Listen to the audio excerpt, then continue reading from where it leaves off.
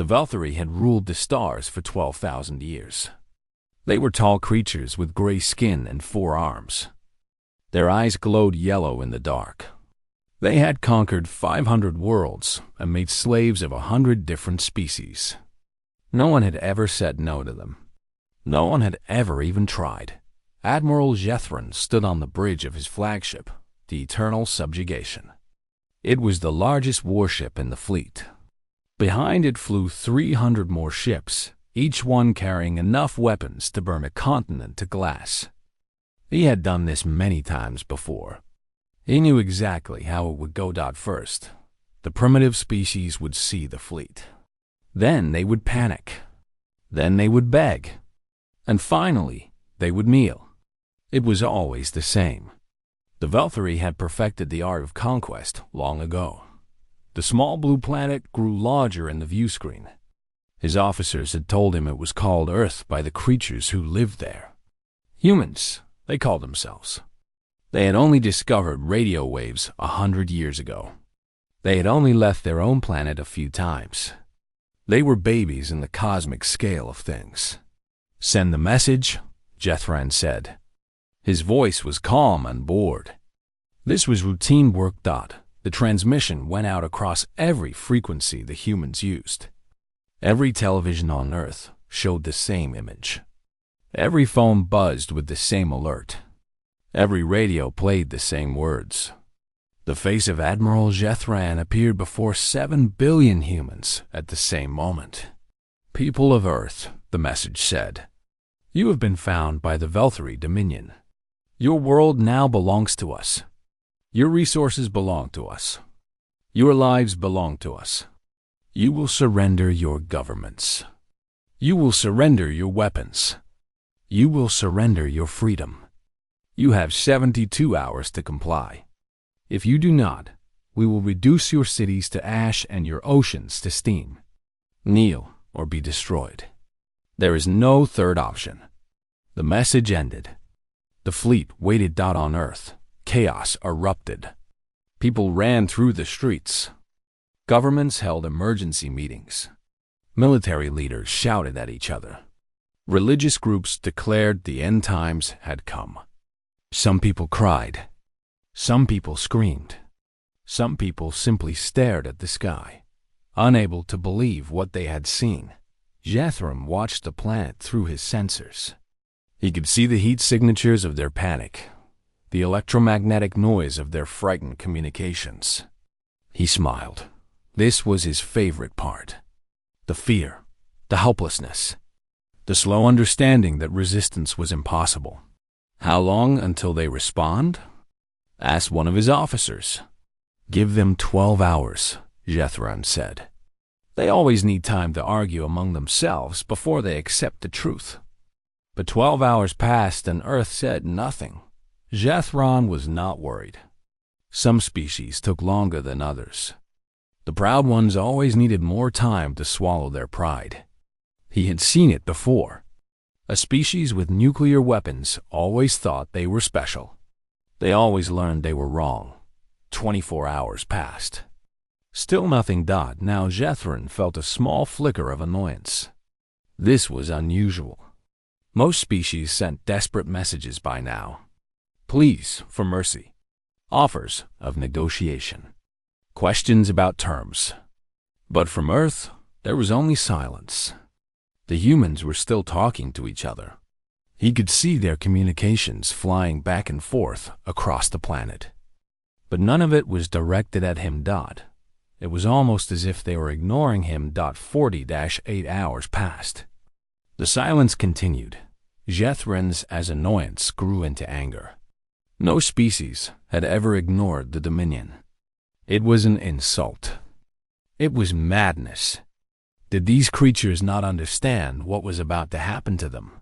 Did they not see the fleet hanging above their world like an executioner's blade? "Perhaps their equipment is damaged," suggested an officer. "Perhaps they cannot reply."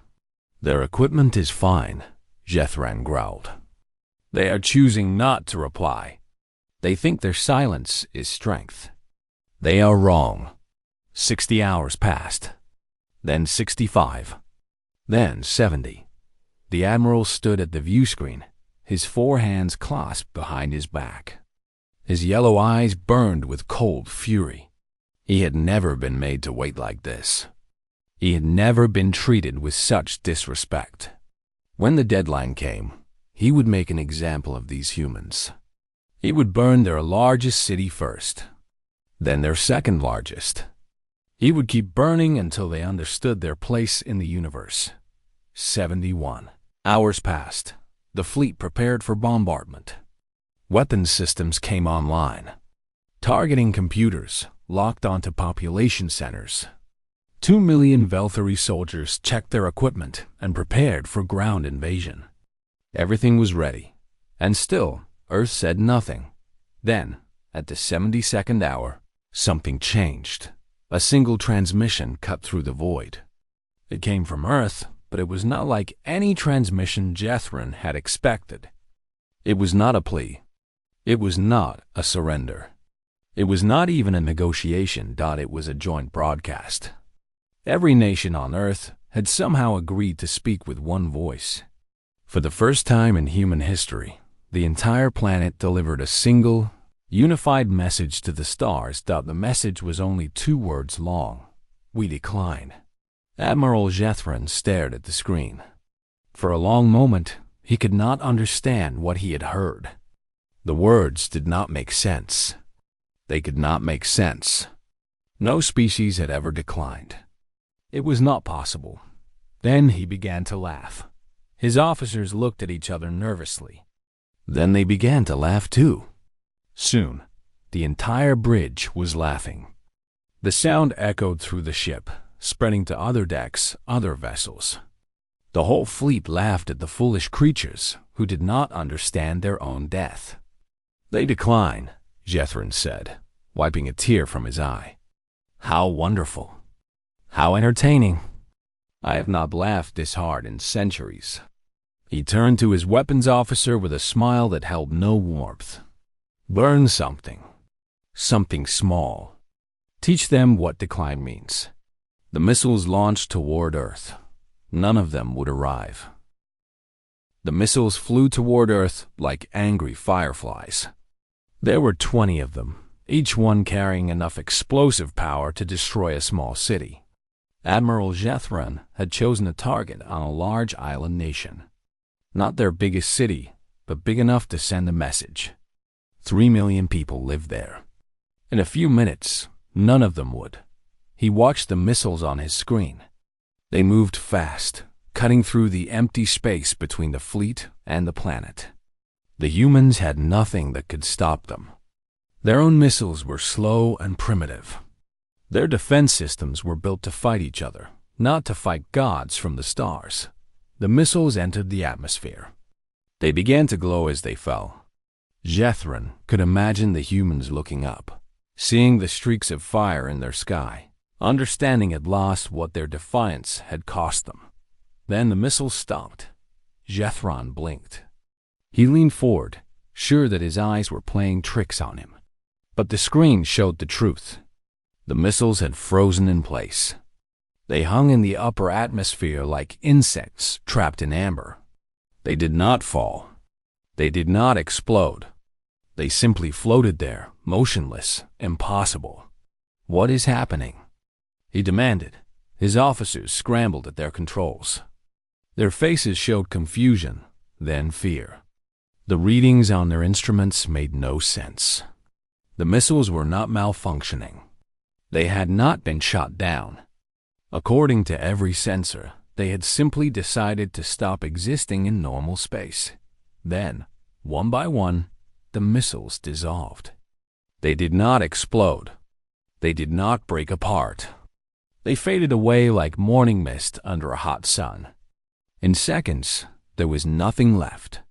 20 weapons capable of destroying cities had vanished without a trace.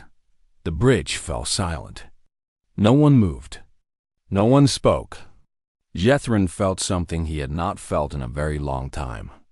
It was a cold feeling, deep in his chest. It took him a moment to recognize it. Fear, double quotes, how? He whispered, "They have no ships." They have no orbital weapons. They have nothing. Before anyone could answer, a new transmission came from Earth. This time, there was a face attached to it. A human female appeared on the screen. She had dark hair and pale skin. Her eyes were brown, but there was something in them that made Jethron want to look away. They were the eyes of someone who knew something terrible and was not afraid of it. "Admiral Jethron," she said. Her voice was calm and steady. "My name is Director Chun. I speak for the United Earth Defense Council. You seem surprised that your weapons failed. You should not be." Ren found his voice. "What trick is this? What technology do you have?" The woman smiled, but there was no warmth in it. "You made a mistake, Admiral. The same mistake every empire makes. You saw our radio signals and thought you knew everything about us. You saw our primitive rockets and assumed we had nothing else. You never asked yourselves an important question." She paused, letting the silence stretch. "You never asked how a species this young had already split the atom. You never wondered how we mapped our own genetic code in mere decades. You never questioned how we learned to manipulate quantum particles and bend the rules of physics. You saw us fighting among ourselves and thought we were weak. You did not consider that we fight among ourselves because we are very, very good at fighting." Jethron gripped the arms of his chair. "You are bluffing. You have nothing. One trick does not make you powerful. One trick?" Director Chun tilted her head. "Admiral, those missiles did not malfunction. We reached into the fabric of reality and removed them from existence. We folded them into a dimension where they will fall forever and never land. And we did this without trying very hard." She leaned closer to the camera.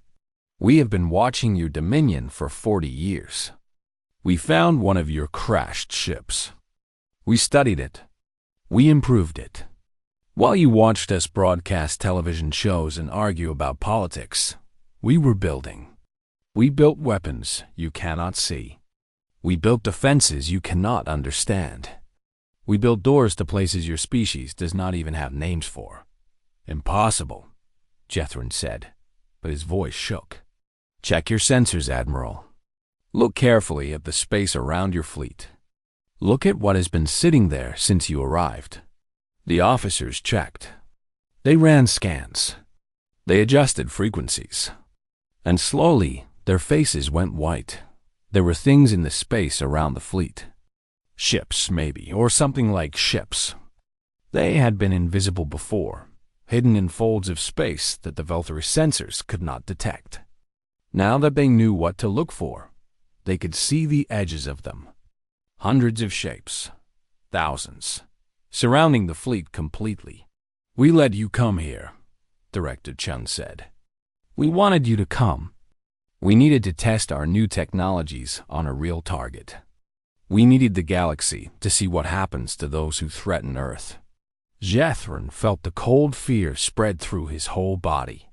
He had walked into a trap. His entire fleet had walked into a trap. And they had done it while laughing. "We are offering you one chance," the human said. "Leave now. Return to your Dominion. Tell them that Earth is not a world to be conquered. Tell them that we wish to be left alone.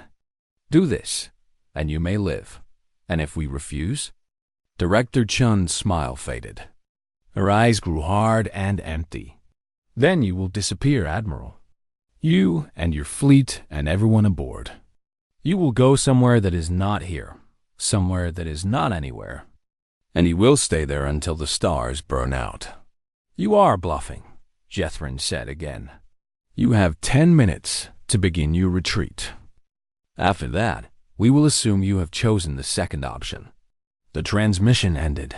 Jethron sat in his chair, surrounded by terrified officers. And for the first time in his long life, he did not know what to do. He was an admiral of the greatest fleet in the known galaxy. He had conquered worlds. He had crushed rebellions. He had never retreated from anything. But the look in that woman's eyes had been the look of someone who was not bluffing. He gave the order to retreat. The jump drives activated. Nothing happened. The fleet did not move, and in the darkness of space, something began to stir. Panic spread through the Velthari fleet like fire through dry grass. Officers shouted at each other. Engineers ran to check systems that should have worked but did not. The jump drives were online. The engines were running. Everything was perfect. But when they tried to leave, nothing happened. They remained frozen in place above Earth, trapped like insects in a web they could not see. What have they done to us? Jethran demanded. His voice was loud and harsh, but underneath it, everyone could hear the fear. "We do not know, Admiral," said his chief engineer. His four hands were shaking. "The drives are working. The calculations are correct. We should be moving, but space itself seems to be refusing us. Space cannot refuse anything. It is space. I do not know how else to explain it, Admiral. It is as if someone has locked the door and swallowed the key." While the fleet struggled with its engines, something else was happening. Across every ship, in every computer system, a virus was spreading. But it was not a normal virus. It did not destroy anything. It did not steal anything. It simply unlocked files that had been hidden for a very long time. On the bridge of the eternal subjugation, screens began to flicker. Images appeared. Documents, reports, video files. All of them carrying the highest security codes of the Velthari Dominion. All of them about Earth. Jethran stared at the screen as the truth unfolded before him. 40 years ago, a Velthari scout ship had suffered engine failure near the outer edge of Earth's solar system. The crew had tried to make emergency repairs, but something had gone wrong. The ship had drifted too close to Earth. It had crashed in a remote mountain region in a country the humans called Tibet. The Dominion had assumed the ship was destroyed. They had assumed the crew was dead. They had assumed nothing survived. They had been wrong. The humans had found the ship. They had found the bodies. They had found the technology. And they had understood it. The documents showed what happened next. Human scientists had taken the alien technology apart piece by piece. They had studied it. They had learned from it. They had not just copied it. They had improved it. Within 5 years, they had built their own version of the Velthari jump drive. Within 10 years, they had made it faster and more efficient than anything the Dominion had ever created. Within 20 years, they had developed technologies that the Velthari had never even imagined. Dimensional folding, reality manipulation, the ability to remove objects from normal space and place them somewhere else, the ability to see into other dimensions and reach through them, the ability to make things disappear. All of this had happened in secret. The human governments had worked together in silence, hiding their preparations from their own people and from the watching eyes of the galaxy. They had built research stations under mountains and beneath the ocean floor. They had launched secret satellites that hid in the shadow of their moon. They had created an invisible army and an invisible fleet, and they had waited. Jethran watched a video file from 30 years ago. A human general stood before a room full of scientists and soldiers. His words made the admiral's blood run cold. "We know they will come eventually," the general said. "The Velthari or someone like them. The galaxy is full of empires that take what they want. We cannot match them in numbers. We cannot match them in resources. So we will match them in ways they do not expect. We will develop technologies they cannot understand. We will become something they have never seen before. And when they come for us, we will be ready." The general smiled. It was the same cold smile Jethran had seen on Director Chun's face. "We will not just defend ourselves. We will make an example. We will make the whole galaxy afraid to touch us." We will become the thing that empires have nightmares about. The video ended. Jethron sat in his chair, feeling sick. He had come here expecting to conquer a primitive world. Instead, he had found a trap that had been waiting for him for decades.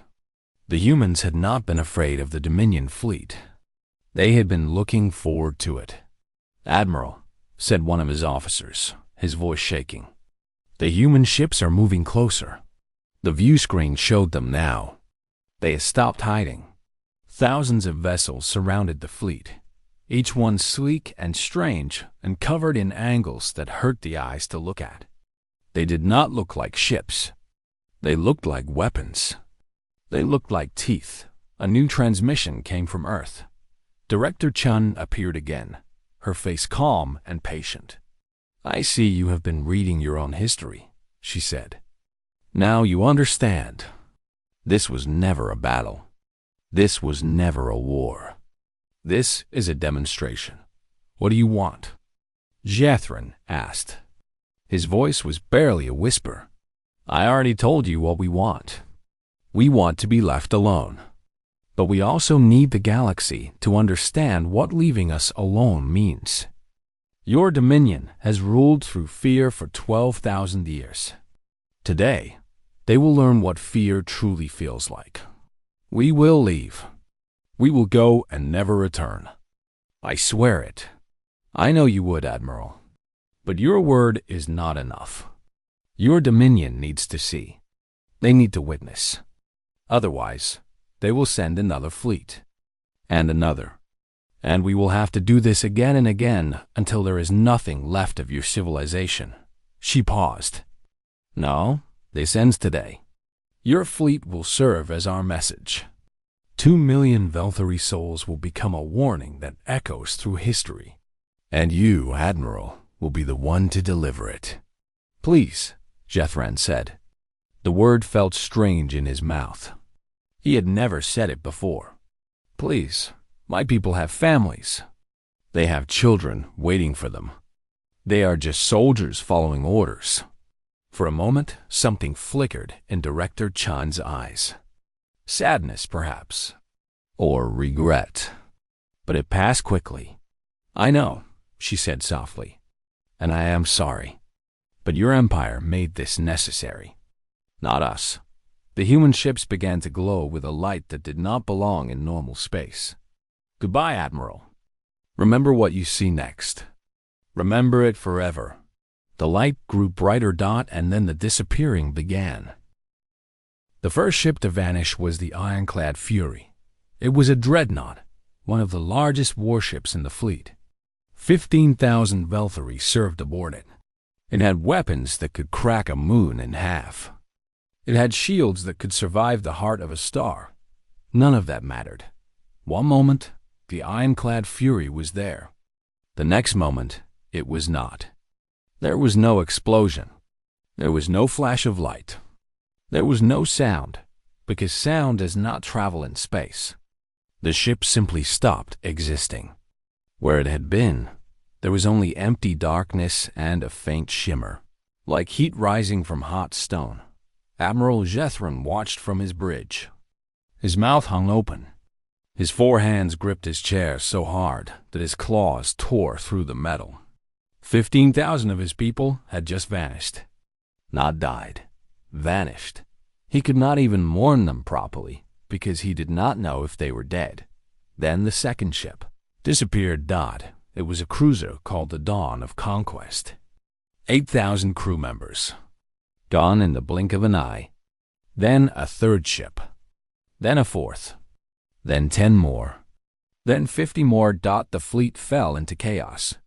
Ships broke formation and tried to run, but there was nowhere to go. The jump drive still did not work. The normal engines pushed them through space, but the human vessels followed easily, staying just out of reach, surrounding them on all sides. Some captains tried to fight. They fired every weapon they had at the strange human ships. Missiles launched. Energy beams cut through the void. Kinetic rounds flew at incredible speeds. Nothing worked. The weapons either missed completely or simply faded away before reaching their targets, swallowed by the same invisible force that had eaten the first missiles. Some captains tried to surrender. They broadcast messages on every frequency, begging for mercy. They offered to give up their weapons. They offered to become prisoners. They offered anything and everything. The human ships did not respond. They just kept glowing with that terrible light. And the Veltari ships kept disappearing. Jethron watched the count on his screen. 100 ships gone. 150. 200. Each number represented thousands of lives. Soldiers, engineers, doctors, cooks, cleaners, people with families and dreams and fears. All of them erased from reality like words wiped from a page. Stop this. He screamed at the view screen, hoping the humans could hear him. We surrender. We surrender completely. Take our ships. Take our weapons. Take everything. Take. Just stop. Director Chun's face appeared one more time. She looked tired. Sad, even. But her voice remained steady. This is not about surrender, Admiral. This is about memory. Your Dominion must remember this day. They must feel it in their bones. They must wake up at night thinking about it. Fear only works if it is absolute. We did not choose this. You did, when you sent your fleet to threaten our world. Where are you sending them? Jethron demanded. Where are my people going? Somewhere else. A pocket dimension we created. A small universe with no stars, no planets, nothing but empty space. They are alive. They will stay alive. The ships have enough supplies to last for years, and we have made sure they will not age or starve. They will simply exist floating in the dark forever. Jethron felt his heart stop. Forever? Unless your Dominion agrees to our terms. If they do, we will bring your people back. If they do not, your fleet will remain in that place until the end of time. A living monument to the cost of threatening Earth. 250 ships gone now. 270. The eternal subjugation was one of the few remaining. Jethron could see his death approaching. Or worse than death. An eternity of darkness with no escape. Why are you doing this? He asked. His voice was broken. We could have been allies. We could have shared knowledge, traded resources. Why this? Because you did not offer alliance, Director Chun said. You offered slavery. You did not ask us to join your civilization. You demanded that we kneel. And humans do not kneel, Admiral. We never have. We never will. When someone threatens us, we do not negotiate. We do not compromise. We make sure they can never threaten us again. 290 ships gone. Then 295. Jethron was alone now. His flagship floated in empty space, surrounded by the shimmers of where 300 warships had once been. 2 million Veltari gone.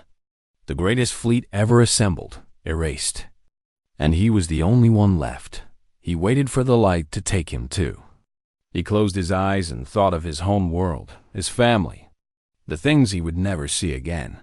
But the light did not come. Instead, a small vessel detached from one of the human ships and flew toward the eternal subjugation. It attached to the hull and cut through. Moments later, Jethron found himself surrounded by human soldiers in strange armor. They did not shoot him.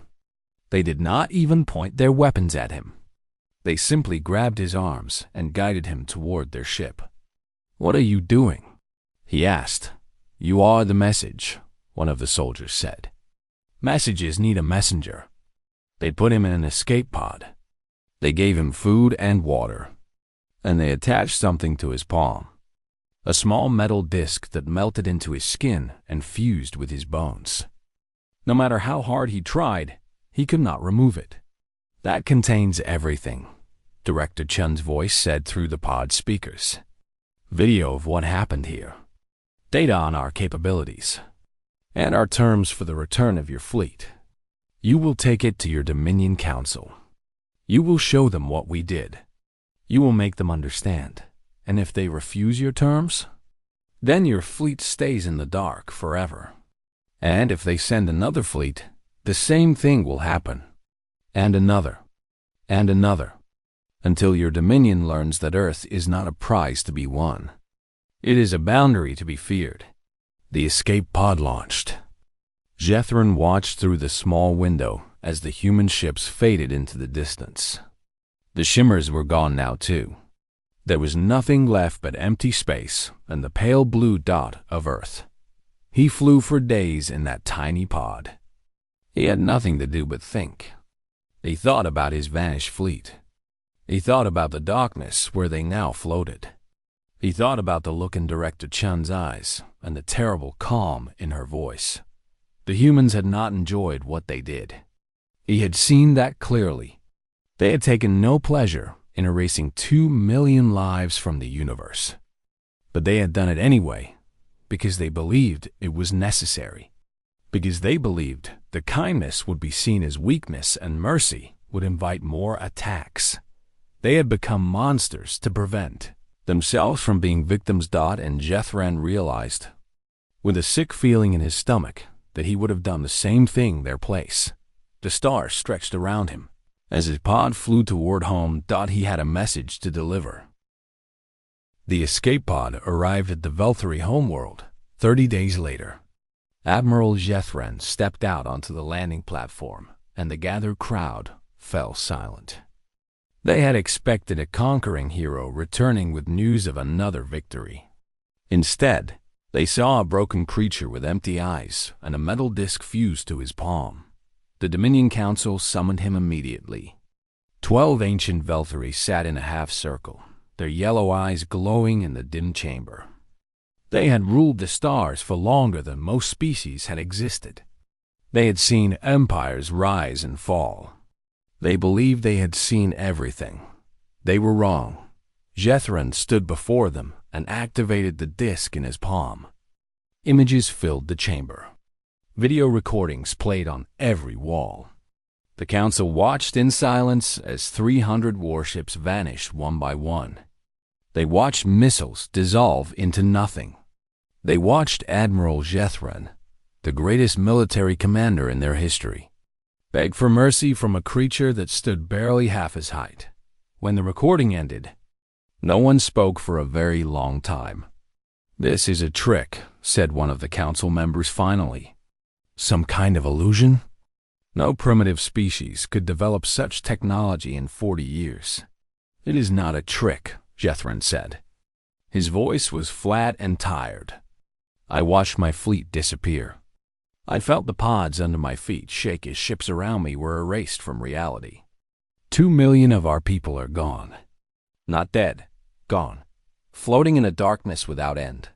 Then we will send another fleet, a larger one. You will send them to the same fate." Jethran looked up, and the council saw something in his eyes that made them uncomfortable. Truth. Terrible, unavoidable truth. The humans wanted us to come. They waited for us. They needed to make an example, and we gave them one. If you send another fleet, you will give them another example. They will keep taking our ships until we have no ships left. The council argued for hours. Some wanted revenge. Some wanted to pretend nothing had happened. Some wanted to negotiate. But in the end, they all watched the recording again, and they all saw the same thing. A species that had prepared for this moment. A species that had turned fear into a weapon. A species that did not bluff. The Dominion accepted Earth's terms. They agreed to leave human space alone forever. They agreed to share their star maps and scientific knowledge. They agreed to release the 3 species they had conquered most recently as a gesture of good faith. In return, the humans promised to return the lost fleet after 100 years had passed. A century of darkness. A century of floating in nothing. Long enough for the Dominion to remember. long enough for the galaxy to learn. Word spread quickly. The Dominion had tried to keep the incident secret, but secrets do not last in a galaxy full of listening ears. Within months, every species in the Orion Arm knew what had happened above Earth. They knew that the mighty Valkyrie had sent their greatest fleet against a primitive world and lost everything. The response was slow at first. A whisper here, a rumor there. But whispers become shouts, and rumors become revolutions. On a dozen worlds, oppressed species began to rise. The Kethrani, who had served the Dominion for 3,000 years, destroyed their slave collars and killed their overseers. The Morphi, who had been bred as living tools, refused to obey their masters. The Silthari, who had given up hope long ago, found it again in stories of a blue world that had made an empire kneel. The Dominion tried to crush these rebellions, but their hearts were not in it. Every time they gathered a fleet, they thought of the vanished ships. Every time they threatened a world, they wondered if that world had learned from Earth. Fear had kept them in power for 12,000 years. Now fear was tearing them apart. And through it all, Earth did nothing. The humans did not join the rebellions. They did not send armies to help the oppressed. They did not try to build an empire of their own. They simply watched from their small blue world. Silent and patient and ready. Director Chun gave one final broadcast to the galaxy, 5 years after the disappearance. She was older now, with gray in her hair and lines on her face. But her eyes were the same, cold, steady, certain. "We did not ask for this," she said. "We did not want to become a symbol. We only wanted to live in peace, to grow at our own pace, to reach for the stars in our own time. The Valkyrie forced us to choose between slavery and something terrible. We chose the terrible thing. We are not proud of it, but we do not regret it." She paused. "To the species now fighting for their freedom, we wish you well. We will not interfere in your struggles. We will not save you or conquer you or judge you. Your fates are your own. But know this: if you ever reach the stars, if you ever become strong enough to threaten others, remember what happened here. Remember that power without wisdom leads to ruin. Remember that every species, no matter how small, has teeth they have not shown." She looked directly into the camera. "And if you ever think about threatening Earth, remember the Valkyrie. Remember their fleet. Remember where they are right now, floating in eternal darkness, paying the price for their arrogance. We do not want to be your enemies. We do not want to be your masters. We only want to be left alone. Grant us that, and you will never see our weapons again. Deny us that, and you will join the ones who came before." The broadcast ended. Earth went quiet. The hidden installations powered down. The dimensional weapons returned to their sleep. On the surface of the planet, humans returned to their normal lives. They went to work. They raised their children. They argued about politics and sports and television shows. They acted as if nothing had happened, as if they were still the same primitive species that first sent radio waves into the void. But the galaxy knew better now. Somewhere in the darkness between dimensions, 2 million Valkyrie floated in their silent ships. They were alive, as the humans had promised. They did not age. They did not starve. They simply existed, alone with their thoughts, counting the days until their century of punishment ended. And in the great halls of power across the Orion Arm, rulers and generals and emperors looked at their star maps. They looked at the small yellow dot that marked Earth's sun, and they quietly, carefully, drew lines around it. Lines that no one would cross. Lines that everyone would respect. Earth had become what it wanted to be. A boundary. A warning. A reminder that some things are better left alone. The stars had new gods now, and the gods were not interested in worship. They only wanted peace, but they would accept fear as a substitute.